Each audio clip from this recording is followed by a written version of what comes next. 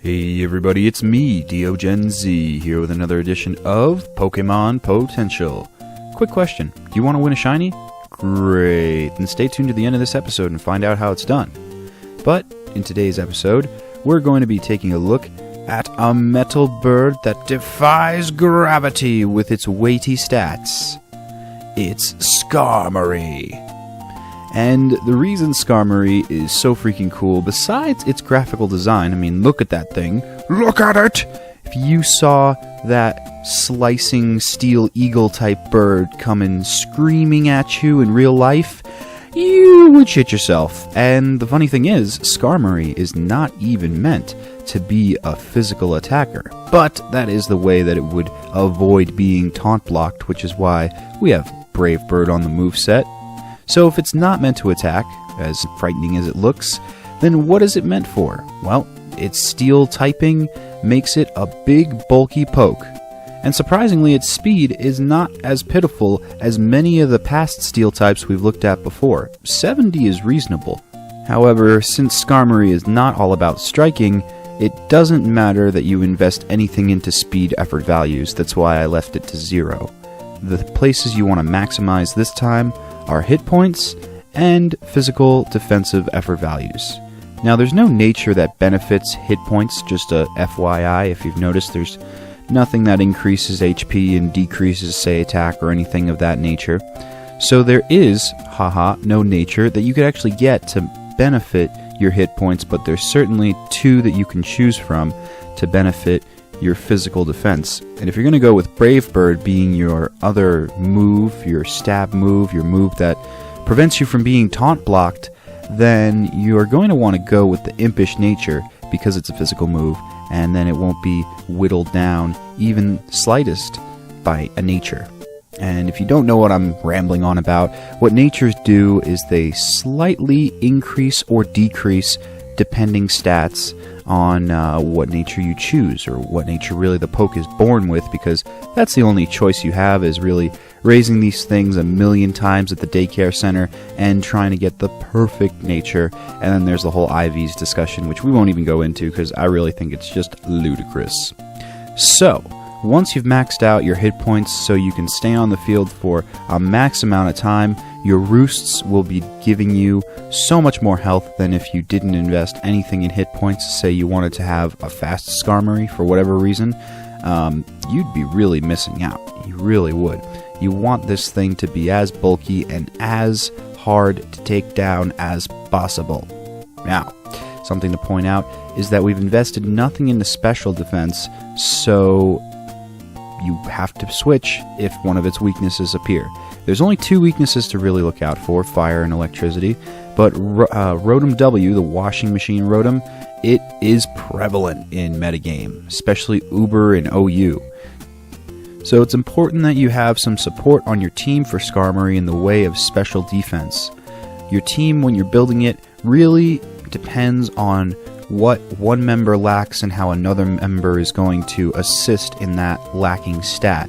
It's all about striking a balance within your team. If you had pokes that, say, only were physically defensive, and maybe a few offensive strikers here with no defense whatsoever to speak of, then you would be pummeled by a special sweeper. So it's key to have good members such as Blissey or Celebi when versing with this Skarmory in order to give it the support it needs. Because half of its moveset is really about annoyance. You know, you see the other options there. My personal favorite would be Toxic, the Toxic Whirlwind strategy, where you set up, say, Stealth Rocks or Spikes, and that's all fine and good. And then you start to getting the incremental damage on all of your opponent's pokes. You start whirlwinding them out, they get hit with Stealth Rocks or Spikes, depending on if they can. Obviously, if they're flying and you have Spikes on the field, it will do nothing, and if they are Steel and they're hit with Stealth Rocks, it really won't do much at all. But I'm sure you know all that, so I won't go into it. And once they're on the field, you can Toxify them. Well, that is actually if you're willing to give up a slot in the way of Brave Bird, which honestly is not too highly recommended, because all it takes is one taunt and then Skarmory's done for the day. can't do anything else, unfortunately. However, if you're taunt blocked, and if your opponent prevents you from roosting up, then maybe it is time to switch anyway, because Skarmory won't be able to regain its health like its original strategy was proposed to. So it's something to consider, but thankfully the ability Sturdy will guarantee you a one-hit KO prevention mechanism. So if you are risky and you want to take on a Rotom W, I don't know why you would, because there's really nothing in your moveset here that would be advantageous for that, but if you're crazy like that, your Sturdy will kick in so long as Skarmory has full health, which, as we know, Roost will make sure that that stays happening at a maximum potential rate. So if you're the self-sufficient type of trainer that likes each poke to be able to stand on its own no matter what is in the team, then maybe this is the better set for you. And I want to mention that, of course, you can vary it up, maybe split the rest of the special defensive effort values with physical defensive. It's really up to you, but I just wanted to display that this would be the best way to arrange your effort values, 16 towards physical defense and 240 towards special, and of course still maxing out the hit points. It would be the best to take on any special offensive threats, which you'll still resist based on its steel typing. Steel types are awesome walls in the way that they resist numerous amounts of attacks, and with its dual typing of steel flying, it even cancels out the annoying fighting and ground type super effectiveness that usually plagues steel walls. Now, Skarmory is an interesting wall because once it's done what it can do, once you've toxified as many pokes as you can't toxify the steel or poison types, of course. Maybe you've set up all your stealth rocks, you've set as many layers of spikes as possible, and you keep whirlwinding through. That's really what the Skarmory can do. So, in essence, Skarmory's main purpose of the game is not to be an infinite wall that never falls.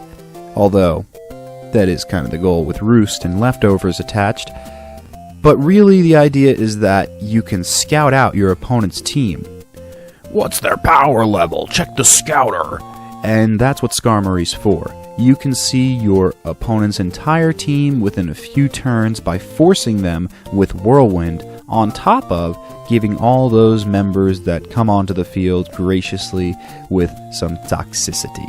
So, it's a great strategy, and once Skarmory has maybe outlived its usefulness, you can use Brave Bird all you want without worry. But even so, it's not really a large worry in the first place because recoil damage is readily healed by Roost. So Skarmory really does have a lot of staying power. The only unfortunate thing is that it just can't torment its foes further past toxicity and past all the entry hazards, but it's really not unfortunate when you consider, again, you're working with an entire team of Pokemon, so once you've disabled your opponent properly with all the toxic and spikes you're going to set, then it's time for your sweepers to come out on the field and do the real damage. So it's important to keep straight which poke does what and how its role integrates into your entire metagame team. I've been DeoGenZ, hoping that you battle with Skarmory now that you know a little bit more about it, but curious, have you battled with it before?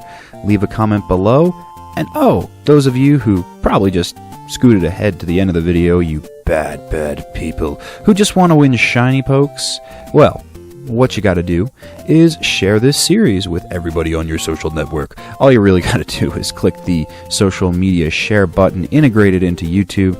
It'll update me, and that'll enter you into a random drawing for a shiny poke. But here's a catch that gets you a better chance of winning.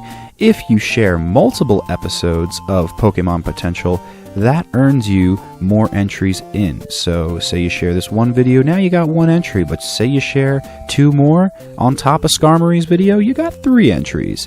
You see what I'm saying? It's all about the spreading of the Poke info. I've been DeoGenZ, and I can't wait to see you next week as we grow closer and closer to the new remakes being released. So much info is just flowing out. makes me wonder if, maybe there's a Mega Skarmory in the works. Could you imagine a Mega Skarmory? Something that would equal out its special defense and physical defense? Oh, one can dream. Anyway, like I said, I'll see you next week.